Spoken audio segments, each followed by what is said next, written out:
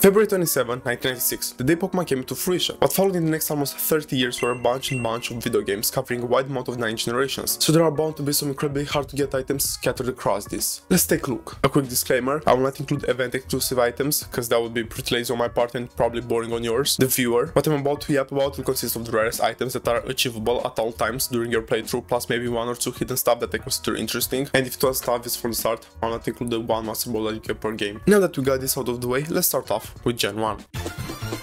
One of the most beloved generations in the franchise is everyone's go-to point when they think about Pokemon nostalgia. The game that put Pokemon name on its feet and made it start walking. It was simplistic, just like its area of items. Nothing too wow or too special, just a simple but lovely game. The rarest items, which I'm sure no one would have guessed, are the PP-ups. There are only 6 PP-ups scattered across the whole game. One on Route 13, which is found on a narrow path surrounded by water near a cuttable tree. This spot is accessible by heading south from Lavender Town. One on Route 17, also known as the Cycling Road. It is found hidden on the left side near the bottom of the hill, in one of the grass stalls near the western edge of the road. One in the Celadon City, one in the power plant, one in the Rocket Hideout, and the last in the Cerulean Cave. Only 6 of those little bad boys across the whole game. Crazy. Such a simplistic thing, but so rare.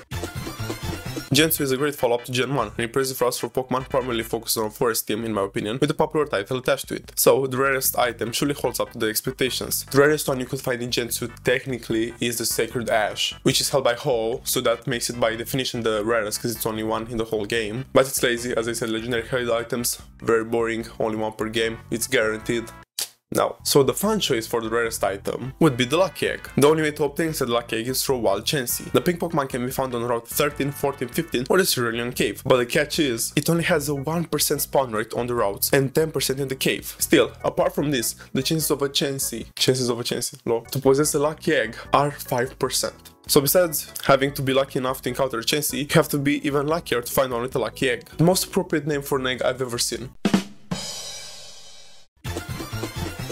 Gen 3, the generation most notable for its large water coverage, loud trumpets, and infamous Matty Burrito animations. For all the water portions, it's ironic that the rarest item is the fruit of the land. Berries. The Lancet Berry is awarded for maintaining a 50 win streak in the Battle Tower. But what is more impressive is a 100 win streak, which will award you with a Starve Berry. But that's not it. On top of this, we have one of the rarest items in the whole franchise, the Lychee Berry. It can only be found on Mirage Island, a special location of the southeastern coast of Route 130. But the thing that makes this location so special is luck. Each day there will be a random number generated between 0 and 65,535. Each Pokemon in your party has a distinctive number, also known as a personality value. You can go each day to check if one of your Pokemon has matched the randomly generated number for that day with an elderly man in Pacific Lockdown. If you somehow are lucky enough to have beaten the odds, then surf down Route 130 and you'll find it. There you can find Wild Wynot, but most importantly, the Lychee Berry.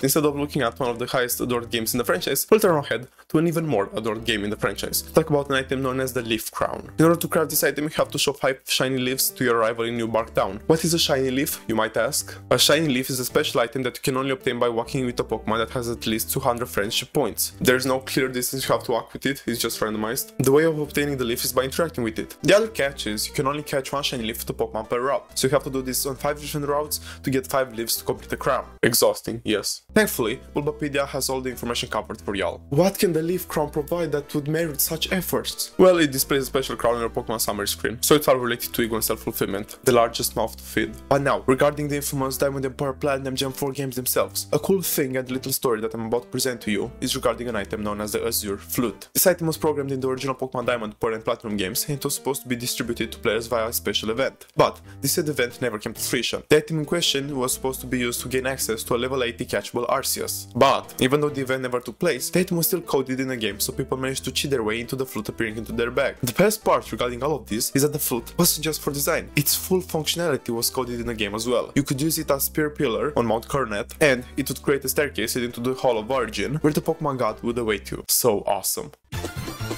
Gen 5 sees the introduction of the Shiny Charm, an item that finally increases the chances of encountering a Shiny. Till that point in the franchise, you had a 1 in 8,192 chance of encountering Shiny. Mad, I know. But thankfully, the Shiny Charm upped that. At the same time, it works weird between generations. Like Gen 5, it's only 2,731, then Gen 6 and 7, it's only 1,365, then Gen 8 messes with it a bit, and Gen 9 as well. The point is, it ups it by a lot. Such a good and long-awaited addition. It was introduced in Pokemon Black 2 and White 2, and in order to obtain it, you had to complete the National Pokédex, meaning catching all Pokemon up to that generation. So you had to do trades to achieve it, making it a very rare but useful item. Besides this, we also have the Casta Berry, which you can only win through the Join Avenue lottery. As expected the lottery, the chances of winning this are very low, estimated to be around 1 in 1,000. Gen 6, the generation that gives us one of the coolest bonds between Ash and one of his Pokemon we've ever seen in the anime, has an item that takes dedication and fighting power. The item in question is the Ability Capsule, which you could only obtain by purchasing in the Battle Maison for the price of 200 battle points. Crazy. The item allows your Pokemon to switch between its 2 standard abilities, meaning no hidden abilities, but still useful, so if you're committed then go for it, champ.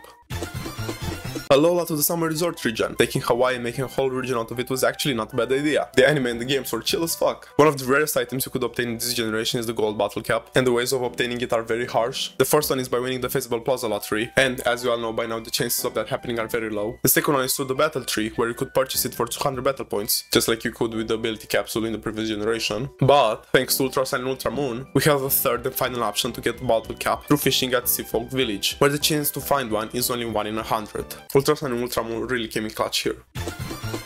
The most overhated mainline games in the franchise. They are based on the UK, so people might have a point. The first item you could obtain is the Ability Patch. How does this differ from the aforementioned Ability Capsule? One of you might ask themselves that. Hopefully. This one allows the Pokemon to change its ability to its hidden one, a very good and useful item. Apart from the Shiny Charm, this is clearly the best one, either paying the greedy shopper at the Battle Tower 200 battle points, or by buying it at the same price but in Dynite or at the max lair, or by being lucky enough to receive it from a 5-star raid in the wild. So you either work hard and go for sure the Battle Tower, or go out gambling in the wild area. I think everyone knows what the clear choice is. The generation with the most disappointing games, releasing something that looks like this in big 2022, as the largest video game franchise in the world might add, is utterly embarrassing. Shit looks like a fan-made Unity game. The rarest item you can obtain is the Herba Mystica, a sandwich ingredient because the generation uses sandwiches to grant buffs in the wild. This Herba Mystica is important because it increases shiny encounters and odds of rare Pokemon. The way to find one of these is by being lucky enough to receive them from a 5-star or 6-star through raid battles. So with this one, the only option is to go gambling out in the wild, as if we degenerates would have chosen something else. Another rare addition would be a Bottle Cap. The way to obtain one is by paying 20,000 league points at the Daily Bar Presents shop. Pretty expensive. There are some cool as heck, and also useful, don't forget useful, items you could obtain in the Pokemon franchise. But it takes hard work and dedication, as Sisyphus has taught us all. Some of them even repeated on various generations, and for continuity issues, I decided to skip them and talk about them now. The Lucky Egg kept being obtainable only through Chansey for some time, but from Gen 5 onwards, you would receive one from the regional professor or NPCs. Except Gen 9, where you had to pay the greedy Daily Bar Presents shop. From its introduction in Gen 5, the Shiny Charm was obtainable in the same way in all the following regions. The battle points rewards like the berries and ability thingies were maintained as purchasable items in the following games, the berries even being upped in price. It feels like the Slime Ranger shop. The Battle Frontier greedy shopper saw what was doing good for business and decided to up it, to do even better for business, and decided to deepen his pockets even further. Heartless, but clever. What's also clever but at the same time shows a good heart is pressing that like and subscribe button. It would be greatly appreciated. And also leave a comment. Tell me how you feel about these items. Is rarity justified? Let me know. I'd love to read all of your comments. But till next time, have a great day guys. Stay safe. Bye.